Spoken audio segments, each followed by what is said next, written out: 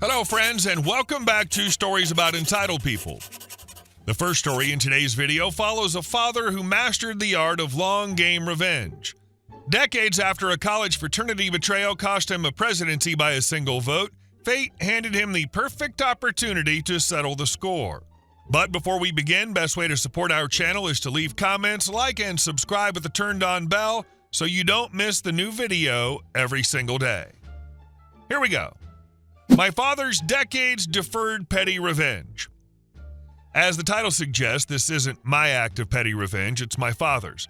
And to this day, it remains one of the most patient, long-game, ice-cold paybacks I've ever heard of. The man waited nearly 4 decades to deliver a single sentence that hit like a hammer. Back when my father was in college, he belonged to a small fraternity, maybe 20 members total. It was a close-knit environment, the kind where everyone knew exactly who was voting for whom in any election. At the start of his senior year, my dad decided to run for fraternity president. He campaigned, talked to everyone, and counted every committed vote like it was gold. One brother in particular assured him repeatedly, promised that he had my father's back. Election night came, the votes were counted, my dad lost by 1 vote. You already know which vote that was. The guy who swore up and down he'd support my dad flipped at the last minute and voted for the other candidate. No warning, no explanation, just a shrug afterward, something like, "Sorry, man, I changed my mind." My father always said he wasn't devastated so much as stunned at the utter brazenness of it. But he chalked it up to college politics, swallowed the disappointment, and moved on. Life went on. Careers, marriage, kids. My father stayed loosely connected to the college over the years, eventually becoming successful enough in his field that the school invited him to sit on the board of trustees. It was a role he took seriously, and over time he became one of the more influential voices in major decisions. Then, almost 35 years after that fraternity vote, the college began the process of selecting a new president. The search committee narrowed it down to 3 final candidates. The names were reviewed, resumes evaluated, background checks done, and then my father saw the list. One of the finalists, one of the 3 people now interviewing to lead the entire institution, was none other than that fraternity brother.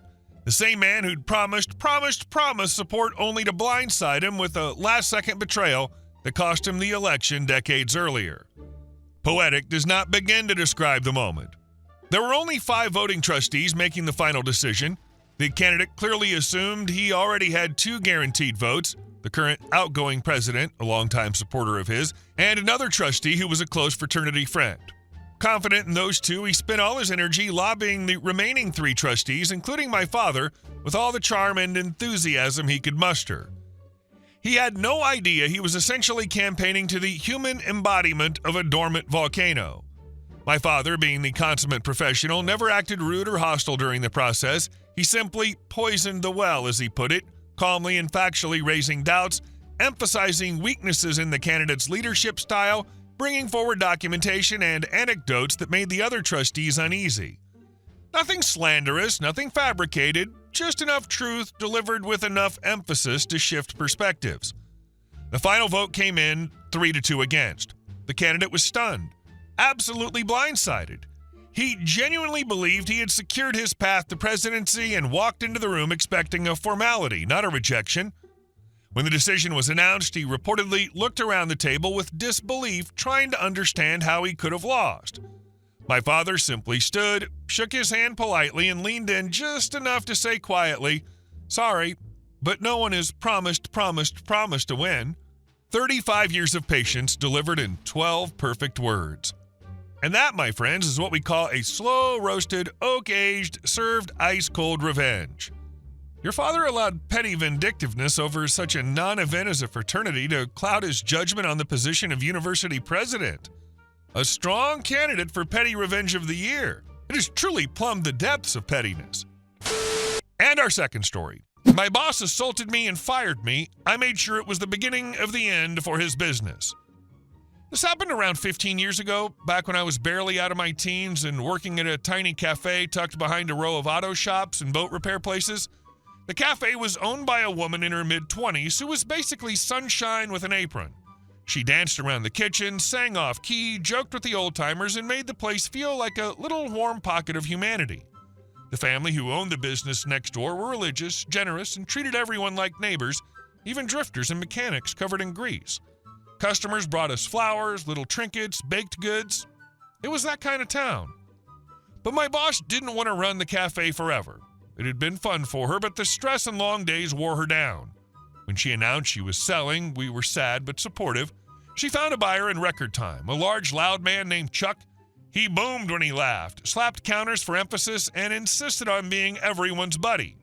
He asked me to stay on. "You know the place inside and out," he said. "I need you." I took it as a compliment. A mistake. From day one, Chuck treated me like I'd been hired 5 minutes ago. I wasn't fast enough, smart enough, or psychic enough to handle his chaotic version of running a cafe. He hated the shorthand I'd used for years, so I wrote every order out in full sentences. He still messed them up. One afternoon, he waved a ticket in my face. "Why would you write it like this?" I stared at it. It was the most plain English sandwich order ever written. "That's exactly what you told me to do," I answered, he snapped. "Are you patronizing me, trying to make me look stupid?" It was hard not to respond because the making him look stupid part was something he handled all by himself. The more he messed up, the more he blamed me, and not quietly. Customers heard him. The guys next door heard him. Even his wife, who occasionally helped out, couldn't get him to act right. She was the one bright spot, warm, funny, and embarrassed by her husband's behavior. Chuck treated her with nearly as much disdain as he treated me. After a month of this, I was exhausted. He had me working 6 days a week. The stress made my stomach hurt before each shift. The breaking point came late one morning over something trivial. I don't even remember the reason, something about lettuce or a ticket or the fact that I existed. But he finally said it. "God, you're stupid." He'd insulted me 100 times, but never that directly. Something inside me clicked. "I'm not your wife," I said quietly. "Don't talk to me like that." His entire demeanor changed. He puffed up like a cartoon bull. Then he grabbed me by the apron and dragged me toward the back door, yelling the whole time, "Get out! Who do you think you are? You don't talk to me like that." I tried to pull the apron off. "Let go of me." But he shoved me outside into the alley. My leg was still inside the door when he slammed it. The edge caught me hard enough to send lightning up my thigh. I screamed and hit the ground. Chuck froze for a second. He knew exactly what he'd just done, then slammed the door the rest of the way and locked it. I sat there in the alley, shaking, partly from pain and partly from rage. As I staggered up, the father of the family business next door came running out. He'd heard the scream. He put an arm around me, concerned, helping me around to the front entrance. And through the cafe window, Chuck watched it all. Me crying, limping, clutching my leg, being comforted by the neighbor he depended on for regular morning business. So yes, I leaned into it. I cried harder. I sobbed out the story. I made sure Chuck saw every delicious, exaggerated second. I went straight home after. The adrenaline finally crashed, and I called my old boss. She wasn't surprised. She'd gotten a taste of his temper, too, when finishing the business transfer. She worried about repercussions, but I reminded her she no longer had ties to him. Then I called the police. They photographed the bruising, an ugly purple mess, and explained my options. I was young, broke, and jobless, so pressing charges felt daunting. Instead, I asked them to talk to him. They agreed. That alone should have been enough to scare any sane employer into silence. But Chuck wasn't sane. He texted me nonstop the next day. "Come pick up your check." "No, I'll mail it." I said, "Come get it. I'm not meeting you alone. Mail it or I'll bring the cops with me." He mailed it. Then I decided I wanted my record of employment. I didn't need it. I already had another job lined up, but I wanted to bother him. The first one he sent had correction fluid slathered across it like a toddler's craft project. Not legal. I demanded a new one. After several days of hounding, he finally sent a clean copy. About 2 weeks after he slammed the door on my leg, I went back to the neighborhood to say hello to everyone. Mechanics, shop owners, the family next door. They'd noticed my sudden disappearance and Chuck's terrible mood. He said, "You quit," one of the guys told me, "but the cafe's been empty all week." So I told them the whole story, every detail, every bruise, every scream, every shove. "Want to see the bruise?" I'd ask. "Hell yes," they'd all say. I made the rounds like a politician kissing babies. And the quiet boycott began. 6 months later, I swung by again. The cafe was dark, windows covered, closed for good. The neighboring businesses, his entire customer base, had stopped going. In a tucked-away location like that, you can't survive without community loyalty. Chuck had torched that loyalty himself. I simply handed everyone the match. Standing there, looking at the shuttered cafe, I felt a tiny pang of sadness. I'd loved that place before he poisoned it, but it faded quickly. Because as much as Chuck was destined to run that cafe into the ground eventually, I still got to plant the seed of his downfall myself. He earned every last inch of it. Makes me wonder why someone like that, who's definitely not a people person, but also business where all you do is deal with people daily? What a jerk.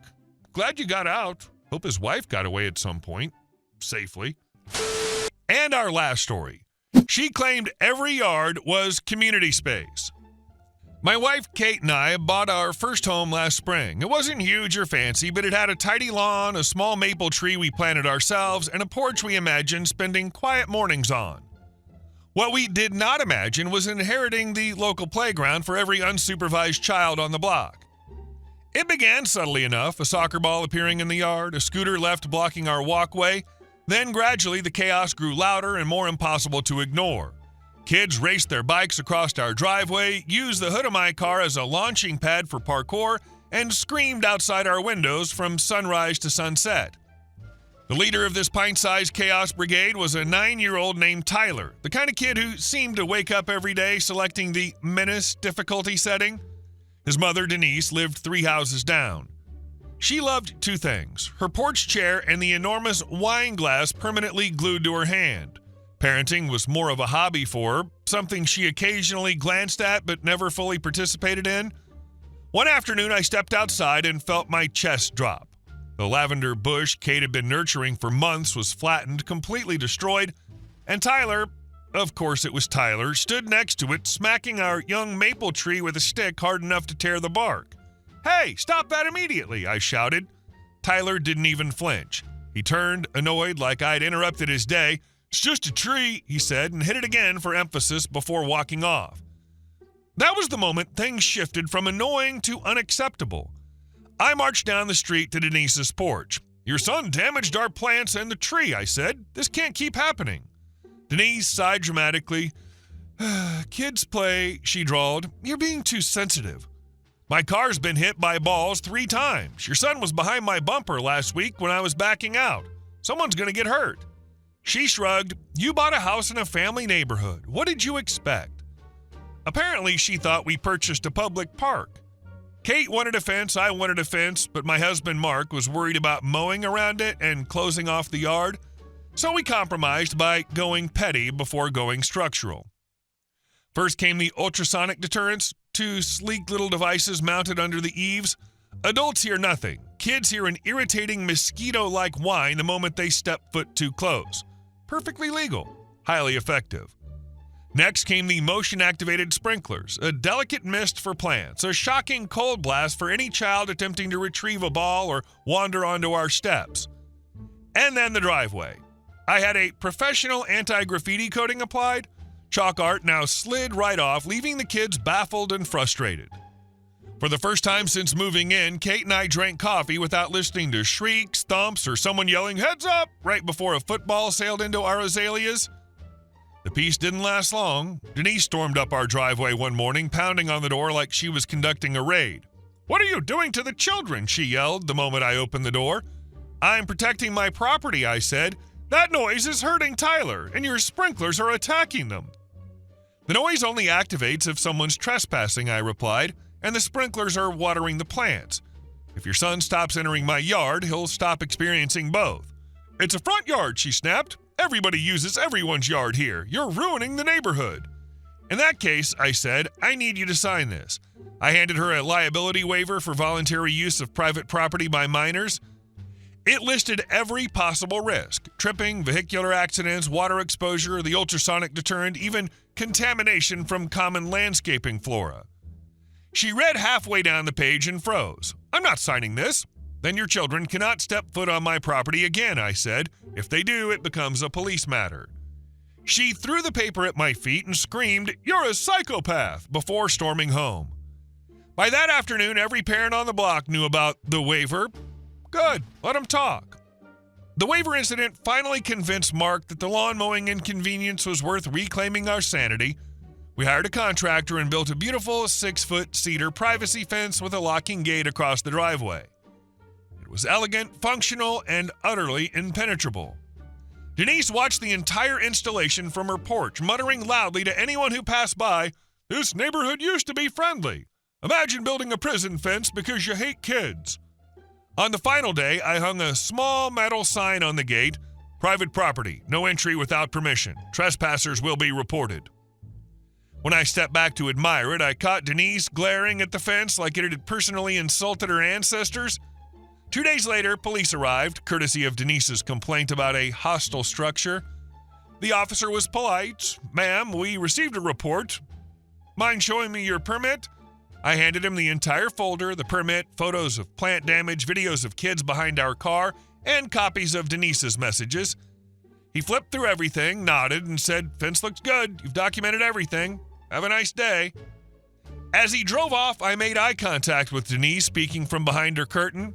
I gave her the calmest, most satisfied smile of my life. 6 months later, our yard is quiet. No more kids behind moving vehicles. No more Denise on our porch. Sometimes I catch her staring at the fence, frustration painted on her face. She's not looking at wood. She's looking at the first boundary she couldn't bully her way through. And it's beautiful. It's striking how quickly public opinion shifts in neighborhoods like this. Parents only need to hear the word liability to reevaluate what Denise had been normalizing for months. Suddenly, the noise, the property damage, and the lack of supervision all had implications they couldn't ignore.